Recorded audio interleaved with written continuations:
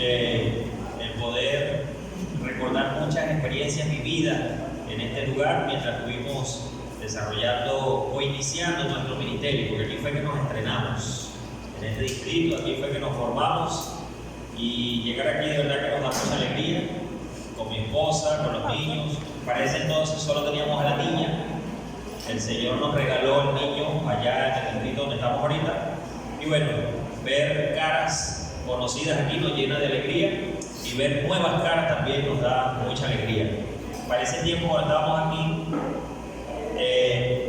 yo me desplazaba en bicicleta, ¿se recuerdan? Los que estaban por aquí no teníamos el carrito todavía. Y cierta vez habíamos salido de la casa, estábamos viviendo allá en Colinas de Henares, y había salido temprano, 7, casi 6:50 por ahí. Íbamos a hacer una visita temprano que habíamos acordado a esa hora. Y llegando al parque aquí la Navidad, desplazarnos en la bicicleta, como normalmente ya lo habíamos hecho varias veces, nos vinimos por esa bajada. Pero cuando yo empecé a tratar de frenar, me di cuenta que los frenos se fueron de la bicicleta. La guaya se había roto. Y yo dije, Señor, no sé si usted sabe, creo que no le ha pasado, ¿no? Pero yo sentía que me estaba dando como un preinfarto de los nervios y del susto. Y digo, Señor, ¿qué voy a hacer ahora aquí? Gracias a Dios no había tantos carros circulando, era temprano. Y íbamos a esa bajada, usted conoce la bajada que hay por ahí. Y la bicicleta agarraba más revolución. Y la única opción que vi fue meter el zapato allí para que pudiera ir bajando la intensidad de la velocidad. Poco a poco, cuando llegamos ya al final aquí, la bajadita, medio pudimos allí recortar la velocidad y ahorillarnos. Cuando veo el zapato, solo se veía la media, ¿no? Una parte de adelante, la media. Gracias, Señor, porque tenía suela el zapato y pudimos frenar. De verdad que fue una experiencia allí que no la repetí otra vez, ya buscaba otro camino para evitar ese lugar. Pero gracias a Dios, ¿no? Porque siempre nos socorre, siempre nos protege y nos da una salida para resolver cualquier situación. Así que bueno, hermanos, nosotros ahora estamos en Guayana 2, estamos en San Félix, ¿ok? De aquí fuimos para allá, ahí estamos trabajando con mi esposa, con los niños, con esos hermanos en ese distrito, y yo estoy seguro que ustedes también continúan trabajando aquí. Donde quiera que estemos, siempre vamos a estar dando lo mejor para nuestro Señor. Así que bueno, sin perder más tiempo, hermanos, vamos a lo que vinimos a estudiar la palabra de Dios, y para ello vamos a orar para que Dios nos autorice y podamos abrir la Biblia y tener la unción de su Espíritu Santo. A nuestro texto de lectura bíblica, allí podemos encontrar ese capítulo muy importante que tal vez usted lo ha leído en muchas oportunidades, muchas veces, tal vez hasta ha predicado de él, ¿ok? Ha escuchado tal vez predicaciones de personas en este sentido. Y una de las cosas que se puede decir de este capítulo es que tiene dos aplicaciones. La aplicación principal o primordial es el contexto en el que se dijo, que tiene que ver con la destrucción de Jerusalén en aquel entonces, el año 70. Esa es la aplicación principal. La segunda aplicación que se desprende de este capítulo, que fue el último sermón del Señor Jesús, la segunda aplicación tiene que ver con el fin del mundo, ¿ok? Y las señales que en él están allí escritas o descritas. Esas son las dos aplicaciones que se le dan a este capítulo. Y este sermón que vamos a predicar nosotros en esta mañana, recordaba cuando meditaba en él, lo predicamos, no sé si recuerdan, hermano Pantoja, hermana María Teresa, que creo que cuando estuvimos allá trabajando en Villa Venezuela, hicimos una campaña allí cuando predicamos este sermón junto con los otros, que son una semana de oración. Este sermón particular creo que ocasionó ahí algunas situaciones y reacciones en las personas que escucharon, porque las verdades que están contenidas tal vez le da algún impacto a quien no las ha escuchado y no las ha visto desde ese punto de vista. Así que yo dije, vamos a compartirlo con los hermanos que no estuvieron en esa campaña y que tal vez no lo han escuchado. Así que lo traemos para que usted y yo podamos compartirlo una vez más. Capítulo 24, o tratamos de recordar lo que Jesús habló en el capítulo 23. En el capítulo 23 se habla, o Jesús habla, de una manera triste, pero también de una manera contundente a los fariseos que se habían encargado de hacerle la guerra a Jesús continuamente. Y llega un punto Jesús donde dice, ok, ustedes son personas que están encaminadas hacia lo malo Y Jesús continuamente habla de escribas y fariseos hipócritas, continuamente pareciera ser la frase que más se repite en el capítulo 23. Y finalmente, cuando ya está concluyendo el capítulo 23, Jesús le dice: yo quise abrazarlos a ustedes como la gallina protege a sus hijos, pero ustedes no quisieron. ¿Ok? Esa fue la última vez que Jesús estuvo en el templo, en el santuario. Hasta allí fue la última. Cuando él ya se está retirando, en ese contexto entra el capítulo 24 y notemos lo que dice los primeros versículos. Cuando Jesús salió del templo y se iba, se acercaron sus discípulos para mostrarle los edificios del templo. Y respondiendo él, les dijo: ¿ves todo esto? De cierto os digo que no quedará aquí piedra sobre piedra que no sea derribada. Al escuchar esto, o escuchar esto en el tiempo de Jesús, cualquier persona era normal que pudiera pensar: esta persona no tiene idea de lo que está diciendo.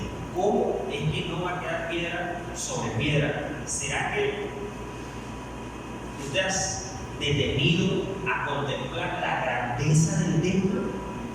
Porque las estructuras o las edificaciones de aquel tiempo no eran las edificaciones de nuestros días. Nosotros utilizamos otros materiales para construir que no eran los mismos de aquel entonces. Por ejemplo, nosotros para levantar esta construcción o cualquier construcción se utilizan bloques de distintos tamaños, colores, pero para construir o levantar una edificación en aquel tiempo no eran los mismos materiales, eran rocas de varios metros de largo y de ancho, una sobre otra. Y cuando Jesús dice esto, realmente pudo haber sonado como una locura. Y por eso los discípulos, cuando escuchan esto de Jesús, se sorprenden. Y dice allí, en versículo 3: y estando él sentado en el monte de los olivos, los discípulos se le acercaron aparte diciendo: dinos cuáles serán estas cosas y qué señal habrá de tu venida y del fin del siglo. Porque para que tú digas esto, más o menos lo que pensaron los discípulos, para que tú digas esto, realmente aquí va a pasar algo extraordinario, fuera de lo normal y que nadie ha visto. Así que nosotros tenemos cierta inquietud, maestro, queremos saber cuáles van a ser esas señales, cuáles van a ser esas situaciones que se van a presentar para que venga también el fin del mundo. Ahora, aquí es donde viene lo importante y lo interesante. La respuesta de Jesús habla de una señal que por lo menos se va a repetir dentro del capítulo 4 veces. Y es allí donde nosotros vamos a ver, o vamos a hacer el énfasis para tratar de entender el tema de esta mañana. Número 1. Por la primera vez que se menciona la señal que Jesús dice, versículo 4. Respondiendo Jesús les dijo: mirad que nadie os engañe. En el versículo 5 nuevamente está la idea, porque vendrán muchos en mi nombre diciendo: yo soy el Cristo, y a muchos engañarán.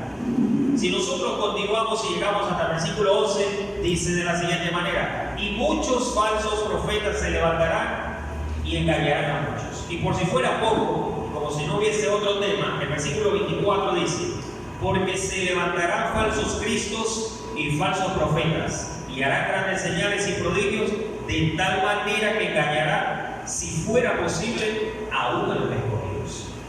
Cuando nosotros estudiamos la Biblia, con todas las herramientas que tenemos, hay algo que no se puede pasar desapercibido y tenemos que tomar en cuenta. Y es que cuando la Biblia hace énfasis, o mucho énfasis en algo, es lo principal que Dios está tratando de mostrarnos. Y en el capítulo 24, cuando usted lo lea, o también ya usted lo leyó, pero desde esta perspectiva, cuando usted lo lea nuevamente en su casa, usted se va a dar cuenta que hay muchas señales. Ahí se habla de guerras, rumores de guerras, de enfermedades, de muchas.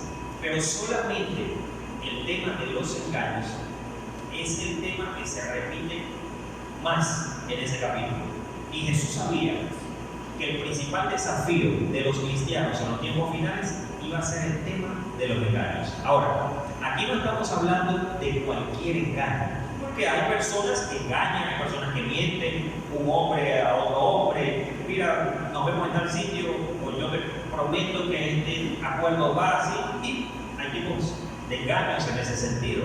Y hay personas que han sido defraudadas, se han sentido tristes, desilusionadas por ciertas situaciones.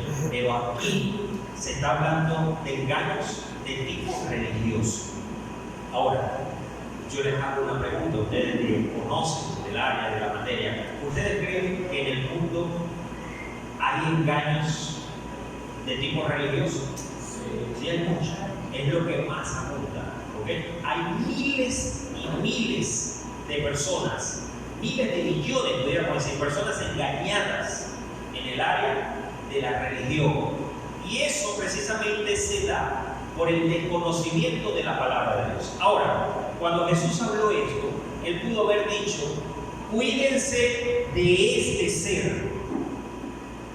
Pero Él dijo más bien, cuídense de los engaños.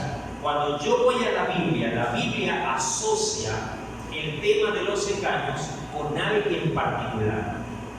¿Con quién? Vamos a ver 4 versículos. Ahora, si usted tiene su Biblia, vamos a utilizarla. 4 versículos que nos van a ayudar a ver con quién. En los 2 primeros vamos a ver cómo la Biblia asocia el tema de los engaños a un personaje. Y en los otros 2 vamos a ver cómo la misma Biblia nos describe quién es realmente ese personaje. Por nosotros vamos a Génesis capítulo 3, rápidamente. Vamos a Génesis capítulo 3, versículo 13. Usted conoce la historia, tal vez hasta de memoria, pero este versículo dice lo siguiente. ¿Ya lo tienen? Ok, dice la palabra de Dios. Entonces Jehová dijo a la mujer, ¿qué es esto que has hecho? Y dijo la mujer, la serpiente que me engañó y yo comí.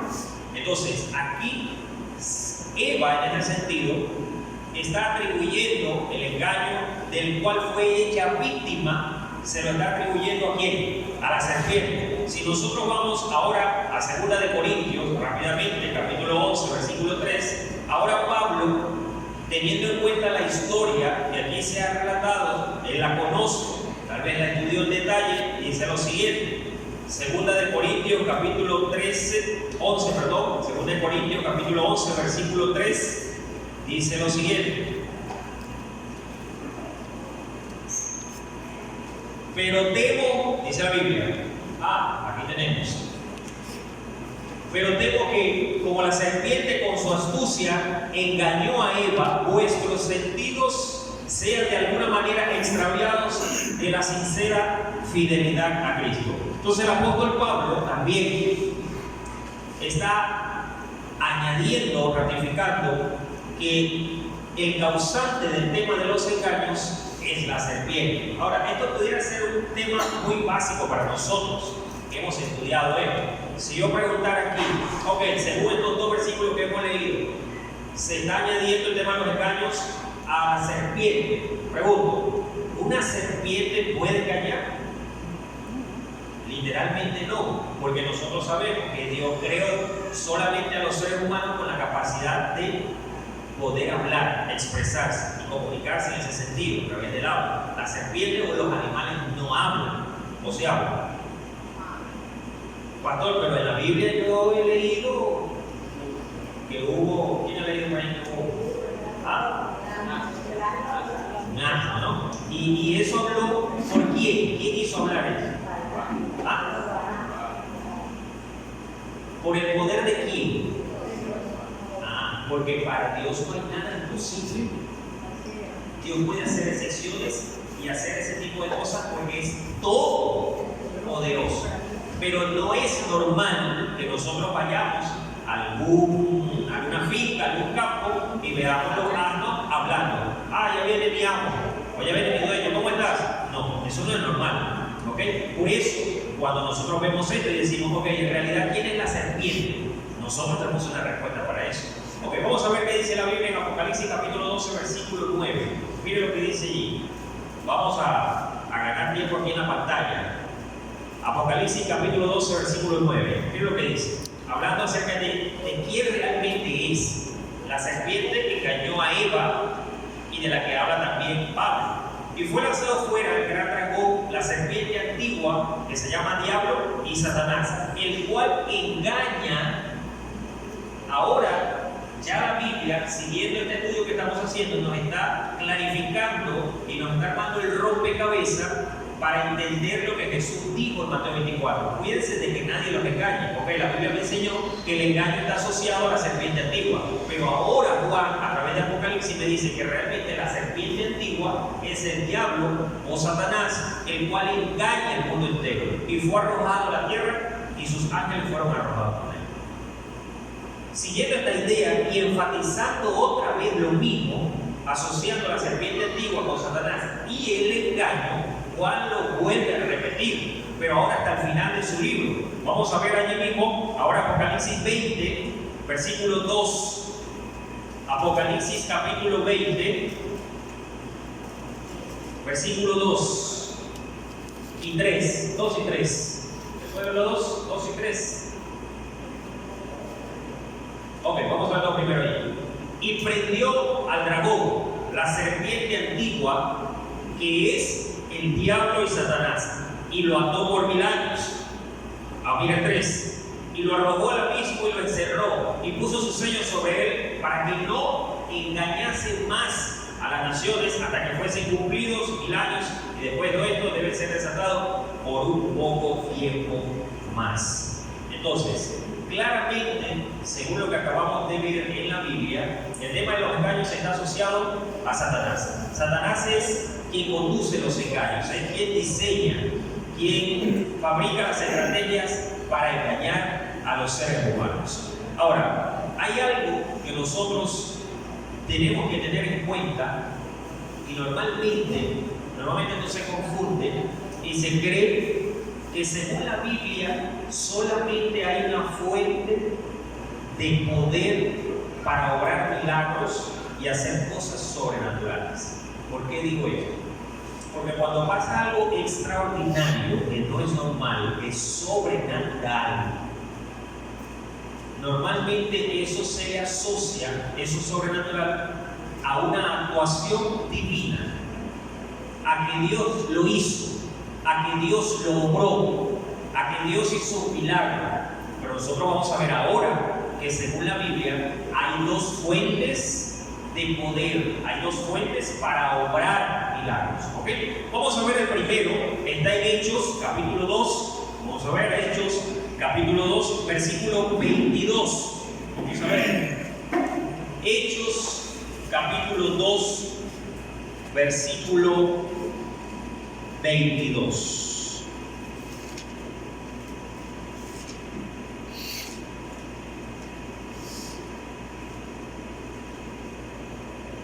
Ok, vamos a esperar que... o alguien ya lo encontró. Hechos 2:22.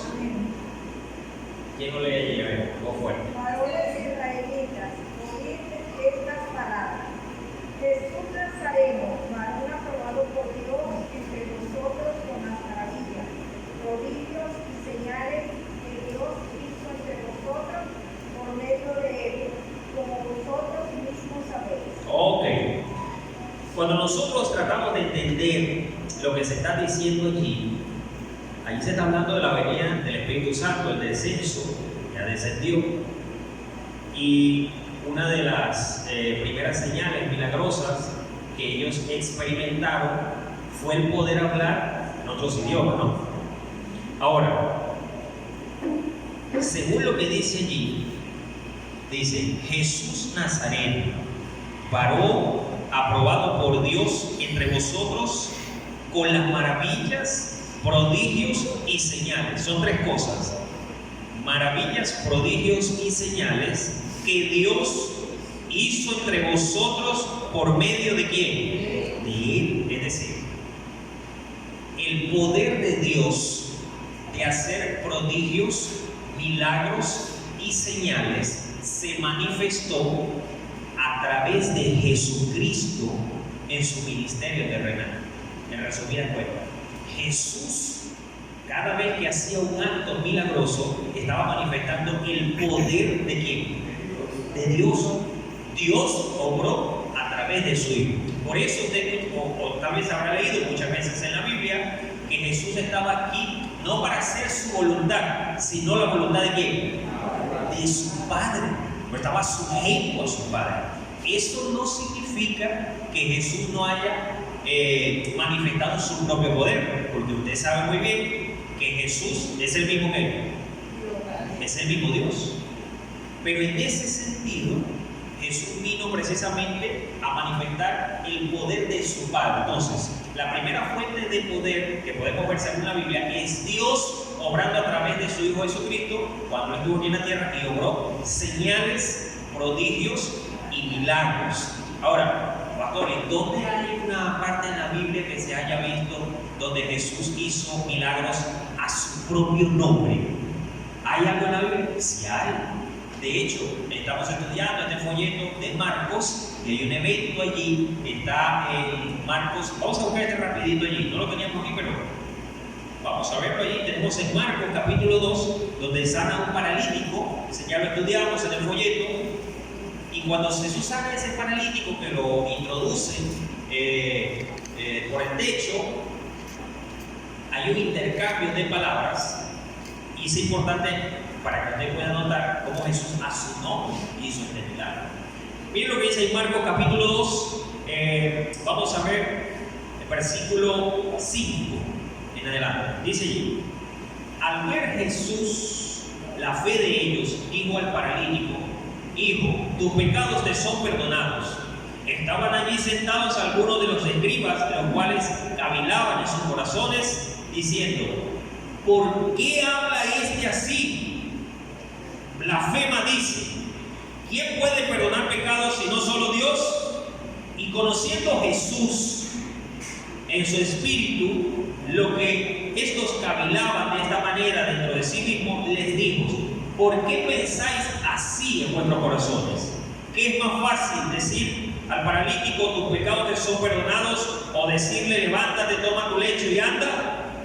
Pues para que sepáis que el Hijo del Hombre, ¿se están dando cuenta ahí? No está diciendo allí: voy a hacer esto en nombre de esto. El Hijo del Hombre, para que sepan que yo, el Hijo del Hombre, tengo poder, dice la Biblia, en la tierra para perdonar pecados. Le dijo al paralítico: levántate, toma tu lecho y vete a tu casa.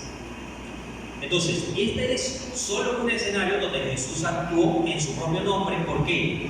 Porque aunque estaba sujeto a su Padre, Él es el mismo Dios también y tiene autoridad. ¿Okay? Esto es importante que nosotros lo tengamos en cuenta para cuando nos encontramos con algunas personas de algunas otras denominaciones, que ellos adjudican a Jesús que es alguien menor a Dios. No, Jesús y Dios es el mismo, pero en este sentido Él estaba jugando un papel importante como el Hijo, mientras su Padre estaba acá gobernando el universo. ¿Ok?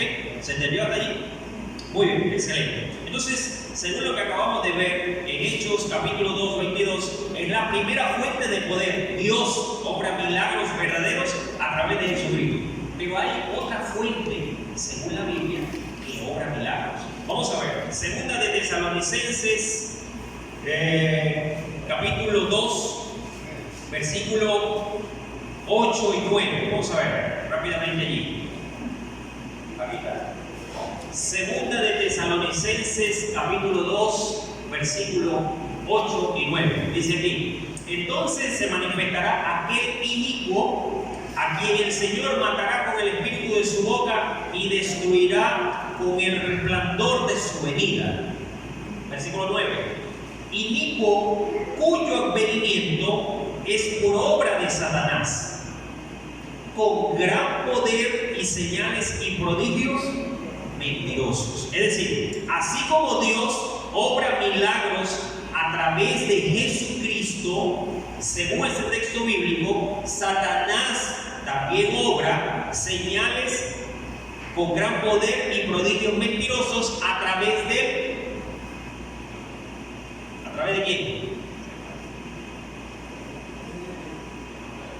A través del inicuo.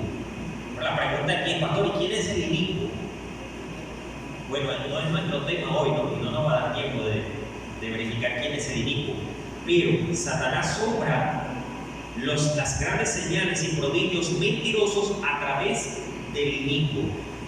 Y Y eso es importante que nosotros lo tengamos en cuenta, porque no todo lo que pasa de manera sobrenatural es atribuible a Dios, no todo. Y allí nosotros, por la misericordia de Dios, tenemos mucho que aprender en este sentido. Y esto es importante por lo siguiente, hermanos. Satanás siempre está tratando o ha tratado de tomar las palabras de Jesús, lo que Él dijo, para poder apropiarlo a Él, falsificarlo o ajustarlo para engañar al mundo entero. Por ejemplo, noten lo que dice Marcos capítulo 16. Mire estas palabras de Jesús, y estas palabras que Jesús dijo es tomado muchas veces por allí, como si no hubiese más nada en la Biblia, es tomado esto y se aplica y dice, mira, Jesús dijo esto, así que nosotros vamos a poder hacer esto. Marcos 16, 17 y 18. Mire lo que dice aquí. Marcos capítulo 16, versículo 17 y 18. Jesús, hablando con sus discípulos, le dijo lo siguiente: y estas señales seguirán a los que creen. En mi nombre echarán fuera demonios, hablarán nuevas lenguas, tomarán en la mano serpientes, y si bebieren cosa mortífera no les hará daño. Sobre los enfermos pondrán sus manos y sanarán. Cuando Jesús dijo estas palabras, yo me imagino que Satanás, con toda su corte de ángeles caídos, dijo: señores, aquí está, vamos a tomar esto y vamos a utilizarlo en nuestro favor para ganar a muchos y para engañar a muchos. Pero yo doy gloria a Dios por el Señor Jesús, que anticipando todas las cosas, así como dijo esto, dijo algo antes de esto para poder prevenir los engaños de Satanás. Porque Dios conoce todo antes de que suceda, y por eso Él dijo lo que está en Mateo 7, Mateo capítulo 7, 21 al 23, que tal vez usted lo ha leído también.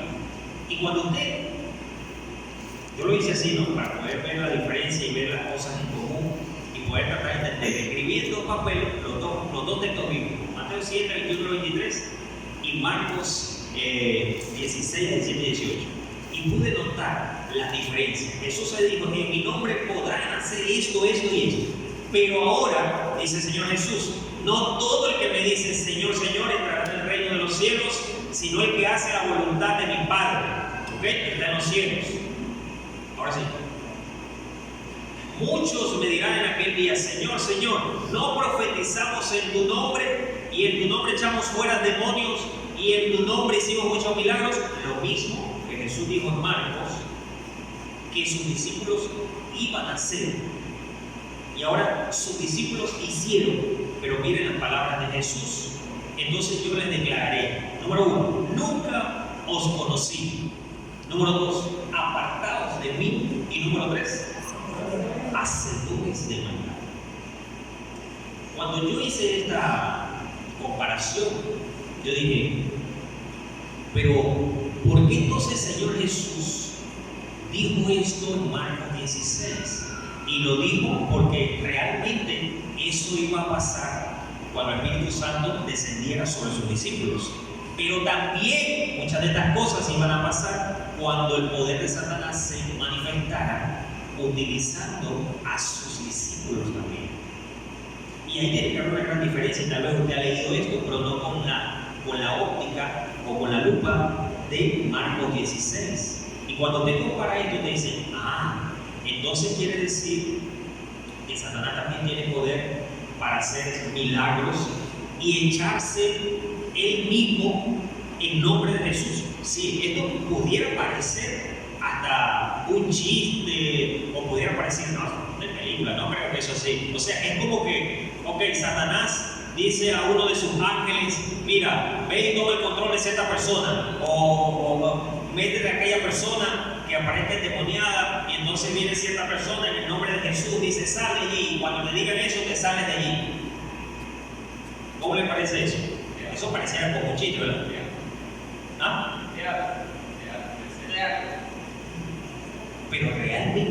así pasa. Así pasa. Entonces, como Jesús conocía esto de antemano, Él advirtió a sus discípulos para que tuvieran cuidado con esto. Hay un versículo que tal vez usted conoce, está en la Biblia, en 2 de Corintios, capítulo 11, versículos 13 y 14. Ese versículo habla de que Satanás tiene poder incluso para poder transformarse en ángel de luz. Puede tomar la apariencia de lo que él desea y poder engañar fácilmente. Por eso es que nosotros, no necesariamente, porque supongamos aquí estamos en la iglesia y se nos aparece un ángel aquí blanco con todas las características que nosotros hemos visto tal vez en las películas o hemos leído en algún libro, porque bueno, no sé si alguien ha visto un ángel, yo no he visto un ángel, no se me ha aparecido un ángel, pero nosotros sabemos más o menos por lo que hemos visto las características de un ángel. Se nos aparece un ángel aquí y tal vez nos llenamos de temor y nos vamos hacia atrás, temorosos, y el ángel nos dice: no temáis, vengo de parte de Dios. Pregunto, por el hecho de que un ángel me diga vengo de parte de Dios, ¿necesariamente viene de Dios o es de Dios? No necesariamente. Porque la Biblia nos dice, no sé si lo buscaste por allí, este versículo 2 de Corintios, capítulo 11, versículo 13 y 14, no necesariamente porque alguna manifestación de ese tipo me diga vengo de parte de Dios, es de Dios, porque la misma Biblia me está diciendo que Satanás tiene el poder para transformarse inclusive como un ángel de luz. ¿Ok? Mira aquí tenemos 11. 2 Corintios 11, 13 y 14. Ok. Porque estos son falsos apóstoles, obreros fraudulentos que se disfrazan como apóstoles de Cristo, y no es de extrañar o no es maravilla, porque el mismo Satanás se disfraza como ángel de luz. Entonces, si él tiene el poder para tomar una apariencia a este nivel, yo no puedo atribuir de una vez a una manifestación que me diga vengo de parte de Dios, listo, yo creo que es de Dios. ¿Por qué? Porque el mismo apóstol Juan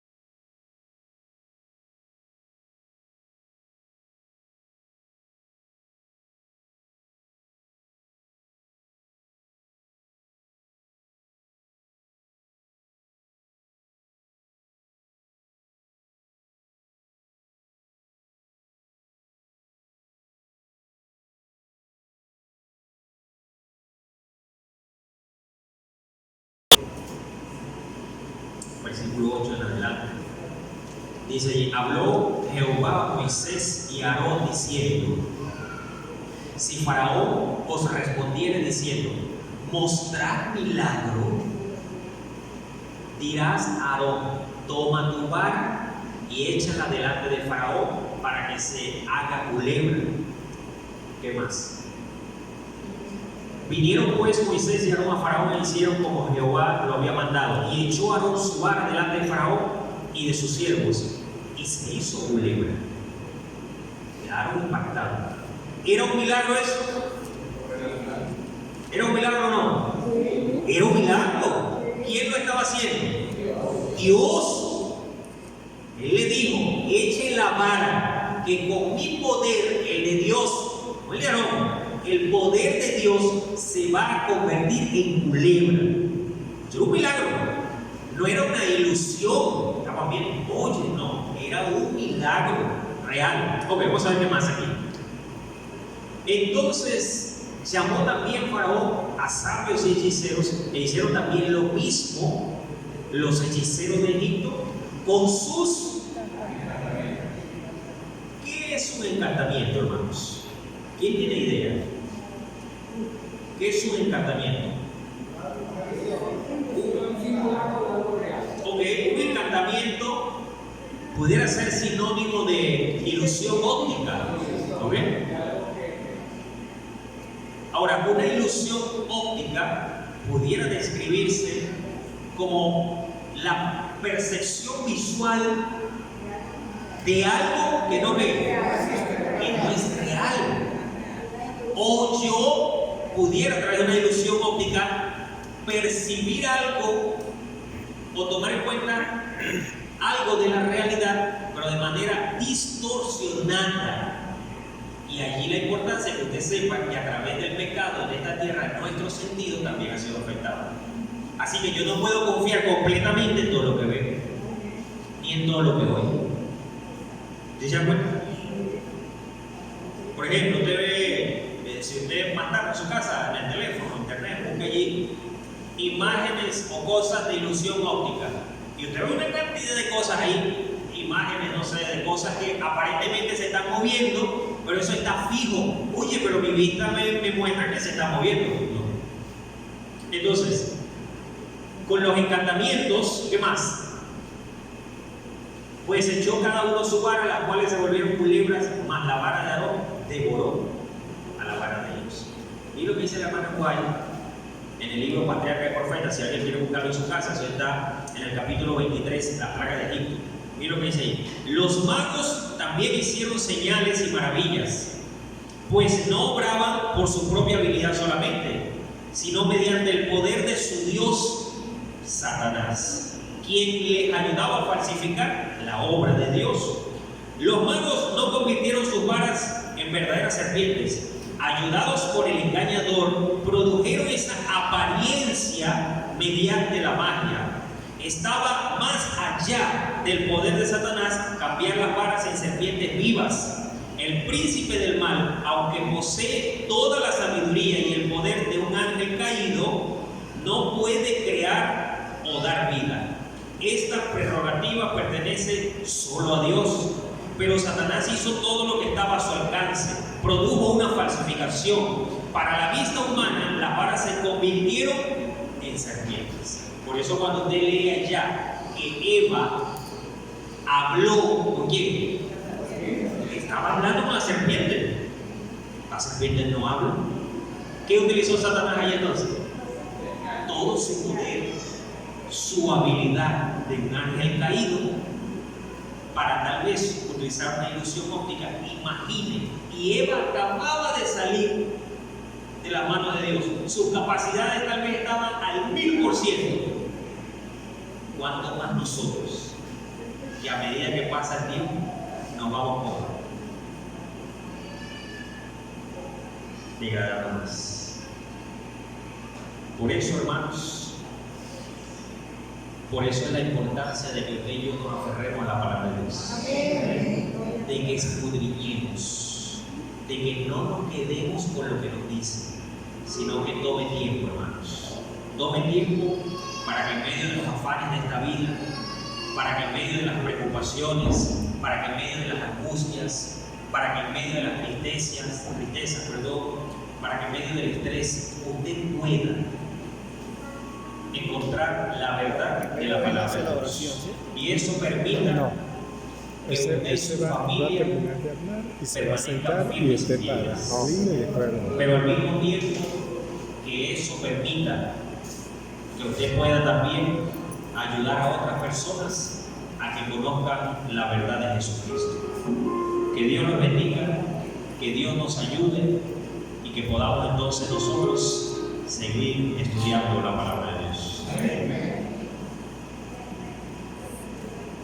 Muchísimas gracias, pastor, por esas palabras tan maravillosas que día a día nos lleva más al camino de Cristo. A continuación, entonamos la congregación nota del himno número 321, Allá sobre montes. Señor, nos ha traído en esta mañana, vamos a entonar el himno Allá sobre el monte.